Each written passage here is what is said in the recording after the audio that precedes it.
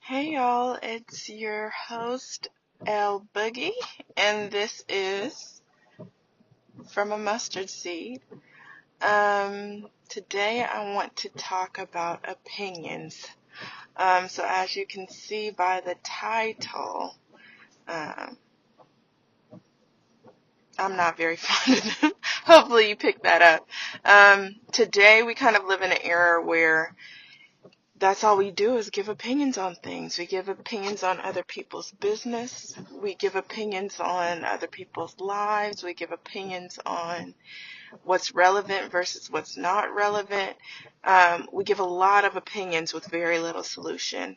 And today I kind of wanted to discuss that a little bit and discuss, what to do when you're confronted with opinions you didn't ask for. One thing I want to try to do with this is hopefully, have some self-revelation on where I may give my opinions too much and try to break some of those habits and also maybe help somebody else to be able to deflect negative opinions and work through that, and then also learn how to more so focus on ourselves. Because sometimes when we dive too much into opinion giving, and I know that I am, you know, guilty of that, if you go on any type of social media and you double click that button, you are guilty of giving your 2 cents, right? And on social media, a lot of times it is asked for. People post pictures to get likes. People post, what do they call it? Clickbait and things like that. So, I mean, people do those things in order to gain attention. However, is it good for our mental health to consistently and constantly give opinions on things that really sometimes aren't relevant to us, or we're giving our opinions on things that maybe aren't working towards a solution? And so we move from being solution-based to having an opinion on something and constantly discussing things, which here on this show, of course we are going to do that, right? Of course there are things that happen in the media or happen in life where we're like, oh, I want to talk about this. I have an opinion about this. But it is not always necessary to give your opinion about something. And a lot of times we really need advice. We don't need another opinion. We really need advice on how to navigate certain situations or things that may come up, whether it be within ourselves or in our culture or in the world. There are ways that we can help to alleviate things within our lives and tackle bigger issues if we focus on solutions. So, speaking on, opinions that people have, which aren't always warranted, right? One, I think I was listening to another podcast, and some really good advice that I picked up was not revealing everything to everyone, because sometimes people will have an opinion. Sometimes people's jealousy will come out and they don't even realize that it's coming out. Sometimes people think they know something and we get irritated because we already know what we're going to do with what we have, right? Like if you have an idea about something and you already know what you're going to do, you already have your plan.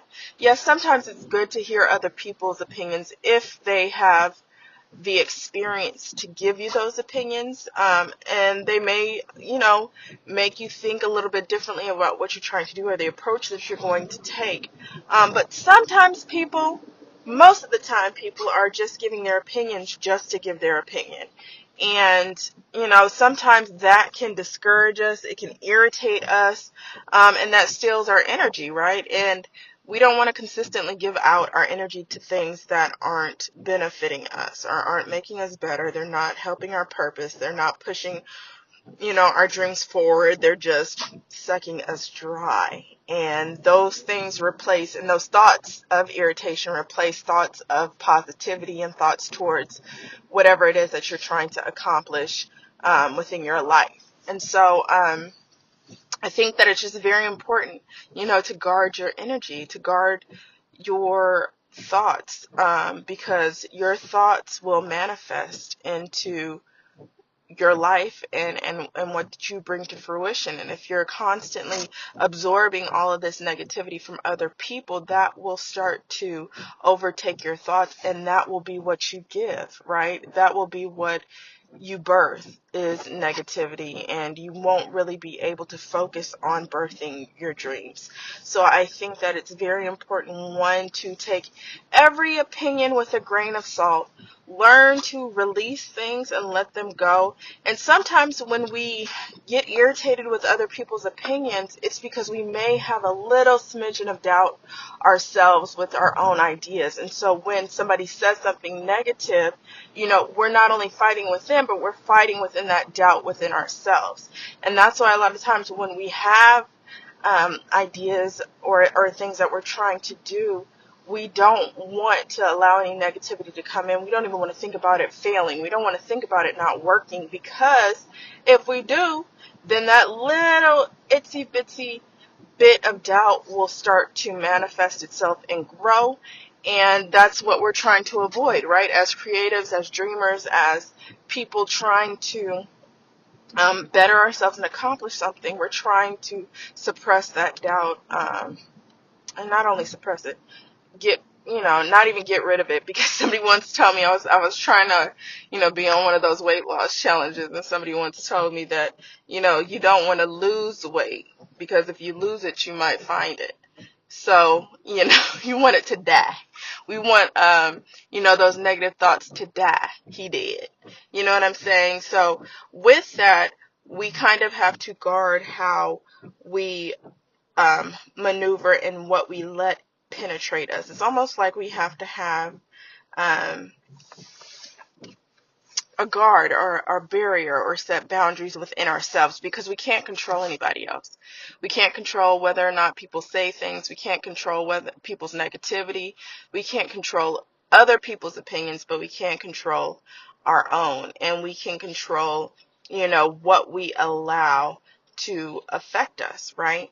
And if somebody is not really close to you, what they say really should not affect you. You should just be able to kind of be like, oh, okay, thank you, and just move along, and hopefully they're not coming from a place of maliciousness, but, sometimes people are, and they don't even realize that they are, and you just have to pray for them and keep it pushing.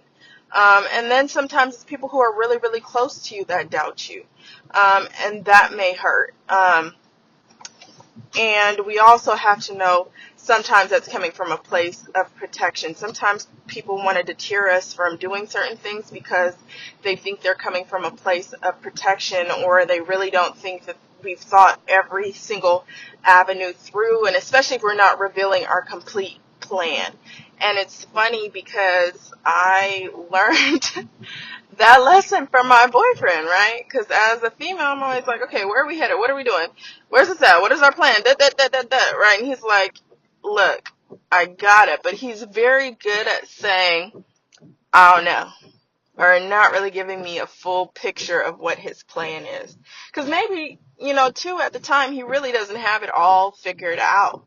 But for me, it's like, I got to know A to Z. I got to know 1, 2, 3, every step of the plan. And for him, he's like, I got it. And so I had to learn to kind of trust his process. And in that, I had to really go through some things myself where I was having, doubt, and I had to work through that, and ultimately everything revealed itself and worked according to plan. But I had to relinquish those things to God. And so not everybody's there, and it takes time to get to that point, especially when it comes to people you love and you're trying to relinquish your trust to them. And, but all of us kind of want people to believe in us, and when they don't, it can be kind of heartbreaking.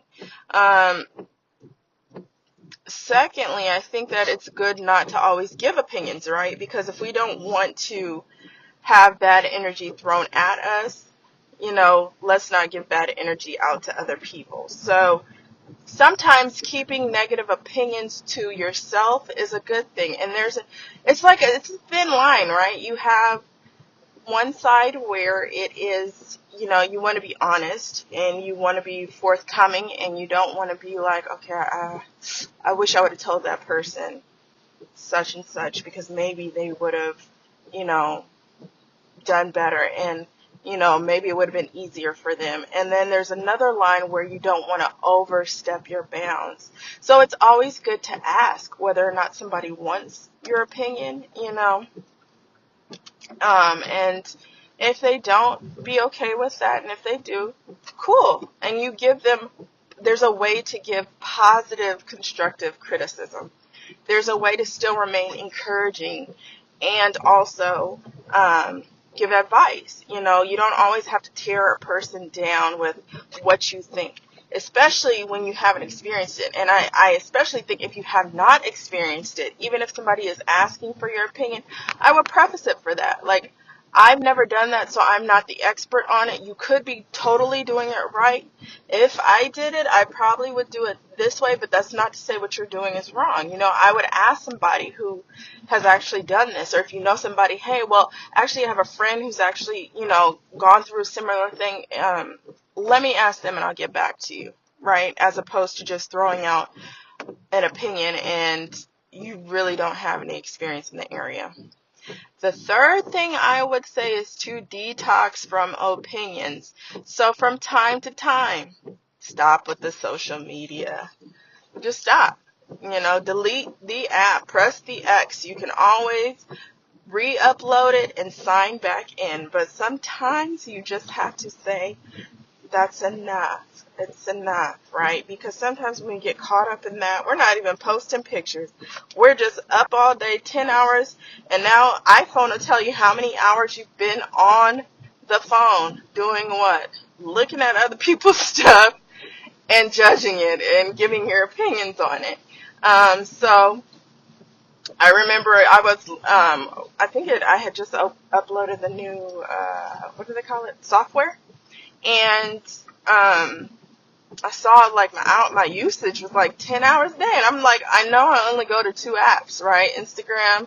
Well, I go to Pinterest too, but mainly Instagram and YouTube. And I was like, girl, yeah, it's time to delete that thing.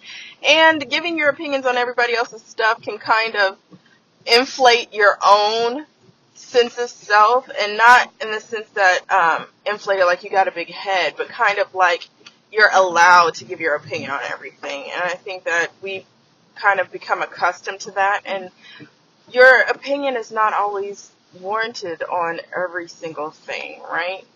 And then sometimes it can play on your self-esteem. If people aren't giving you the opinions that you want, they're not giving you the likes that you want, if you start looking at pictures and, this person's hair came out better than yours, or they're thinner than you, or, prettier than you, or thicker than you, or richer than you, or it seems to be that they're richer than you on social media, that can kind of play with your mental health, and a lot of people, it causes depression in them because they're constantly looking at these images, rating these images, and then comparing them against themselves. And it's very hard in this day and age to maintain your own self-esteem while constantly being bombarded by all of these images. And so I say all that to say that try to limit our opinions and try to limit the energy that you give to other people's opinions. Because at the end of the day, honey, they are not paying your bills. They are not in your position.